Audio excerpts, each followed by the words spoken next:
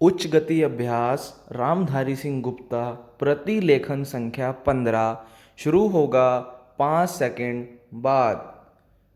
Start. अध्यक्ष जी, किसी भी देश की विदेश नीति अपने में कोई स्वतंत्र नीति नहीं होती है, वरन वह किसी देश की आंतरिक नीति को स्पष्ट करती है। पूर्ण विराम। उदाहरण के लिए हम अमेरिका को ले सकते हैं। पूर्ण विराम।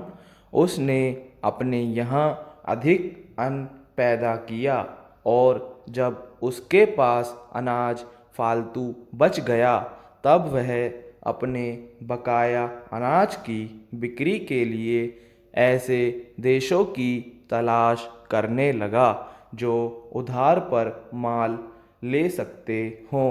पूर्ण विराम। किंतु हमारी आंतरिक नीति ने यह तय किया कि खर्चीले ढंग से सरकार चलाएंगे और स्वदेशी मुद्रा की कोई राशि हमारे पास नहीं बचेगी। पूर्ण विराम। हमने कर भी लगा दिए और मुद्रा प्रसार भी कर दिया। पूर्ण विराम।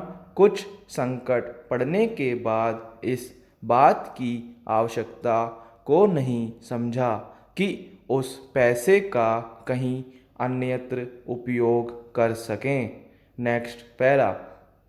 श्रीमान, मुझे माननीय प्रधानमंत्री जी के इस कथन पर दुख होता है कि दुनिया के अमीर और गरीब देशों का अंतर लगातार बढ़ता जा रहा है।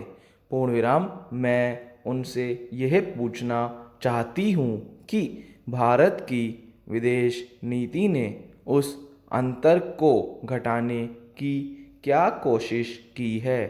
क्या भारत सरकार ने कभी दुनिया की पंचायत में यह कहने की हिम्मत की है कि बालिग मताधिकार के आधार पर यूएनओ का चुनाव होकर एक संसद बनाई जाए?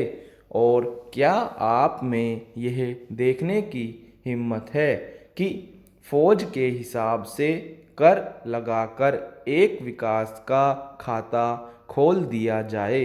जो देश विकसित हैं उनके मज़दूरों का 1 घंटा हमारे देश के मज़दूरों के 100 घंटों के बराबर माना जाता है क्योंकि उनके पास साधन है। पूर्ण विराम। इसलिए यह अंतर और भी बढ़ता चला जा रहा है। पूर्ण विराम। किसी देश के अंदर आंतरिक नीति में अमीरी और गरीबी का अंतर बढ़ता चला जा रहा हो और वह दुनिया के देशों में विद्यमान अमीरी और गरीबी के इस अभिशाप को समाप्त करेगा, ये समझ में आने वाली बात नहीं है। Next para.